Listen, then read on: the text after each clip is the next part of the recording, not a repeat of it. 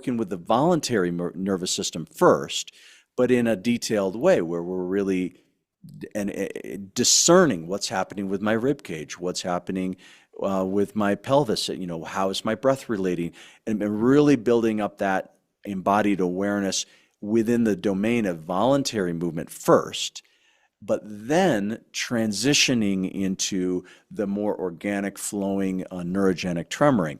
And so that's been one area where I think I've been innovating a little bit because what I've been believing is that we can sometimes get more out of the one by also attending to the other. And so I've gone both ways. I've sort of taught a lot of TRE people how to use Feldenkrais method effectively, but I've done the opposite. When I went through the Feldenkrais training, I introduced my peers. I said, listen, all this voluntary movement stuff is great, but what about all the involuntary movement? They said, what do you mean? And I say, well, don't you ever notice little twitches? And yeah, but I stop that if I can. Okay, well, what if you didn't stop that? What would happen if you actually followed that?